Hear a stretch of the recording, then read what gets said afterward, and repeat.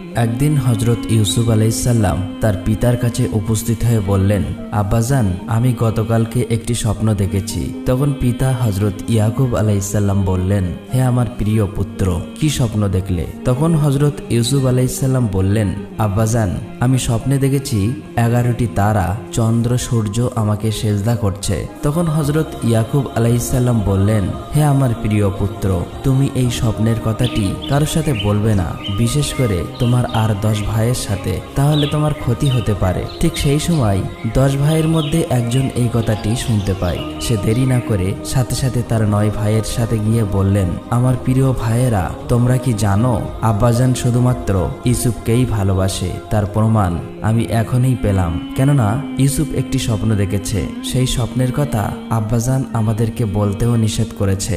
তাদের মধ্যে থেকে একজন বলল, ঠিক বলেছ ভাইজান, আব্বাজান শুধুমাত্র ইউসুফকেই ভালোবাসে। যদি এইভাবেই চলতে থাকে তাহলে আমরা পিতার কাছে কখনোই প্রিয় হতে পারবো না। তখন তারা 10 ভাই মিলে পরামর্শ করলো, যেভাবেই হোক ইউসুফকে দূরে কোনো দেশে পাঠিয়ে দেবে অথবা তাকে হত্যা করবে। ঠিক সেই সময় শয়তান ইবলিশ সেখানে হাজির হলেন এবং 10 ভাইয়ের আরো হিংসাত্মক কথা বলে কুপরামর্শ দিয়ে সেখান থেকে চলে গেলেন। তখন তারা বলতে থাকে, ইউসুফকে হত্যা না করলে পিতার অনুগত হয়ে থাকতে পারবো না। পরের দিন 10 ভাই হজরত ইয়াকুব আলাইহিসসালামের কাছে উপস্থিত হয়ে বললেন, আব্বাজান, আমরা আজ আমাদের ছোট ভাই ইউসুফকে নিয়ে বাইরে খেলতে যাব।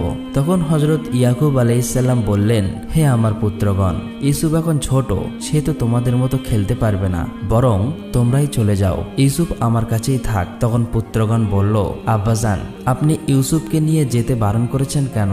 আপনি কি আমাদের বিশ্বাস করেন না? পুত্রদের এমন কথা শুনে এক পর্যায়ে বাধ্য হয়ে হজরত ইয়াকুব আলাইহিসসালাম ইউসুফকে নিয়ে যেতে অনুমতি দিলেন। আসলেই হজরত ইয়াকুব আলাইহিসসালাম স্বপ্নের ভালো তাবির করতে জানতেন। তিনি আগে থেকেই বুঝতে পেরেছেন হজরত ইউসুফ আলাইহিসসালাম একজন নবী হবেন, আল্লাহ তাআলা তাকে নবী বানাবেন। তাছাড়া হজরত ইউসুফ আলাইহিসসালামকে তিনি সবচেয়ে বেশি ভালোবাসতেন। পরের দিন সকালবেলা 10 ভাই মিলে হজরত ইউসুফ আলাইহিসসালামকে নিয়ে বাইরে খেলার উদ্দেশ্যে বার হলেন। তারা অনেক পথ অতিক্রম করার পর একটি জায়গায় উপস্থিত হলেন। হঠাৎ এক ভাই হজরত ইউসুফ আলাইহিসসালামকে আঘাত করলেন। তখন হজরত ইউসুফ আলাইহিসসালাম বললেন, হে আমার প্রিয় ভাইজান, আপনি আমাকে মারছেন কেন? সেই সময় আরেকজন ভাই আবারও আঘাত করে বললেন, তোকে এই পৃথিবী থেকে সরিয়ে দেব, কেননা তোর জন্যই আব্বাজান আমাদেরকে ভালোবাসেন না। এই কথা শুনে অপর একজন বলল, আমার মনে হয় একেবারে শেষ না করে দূরের ওই যে কূপ দেখা যাচ্ছে, ওর ভিতরেই ফেলে দেওয়া ভালো। তখন হজরত ইউসুফ আলাইহিসসালাম কেঁদে কেঁদে অত্যন্ত বিনয়ের সাথে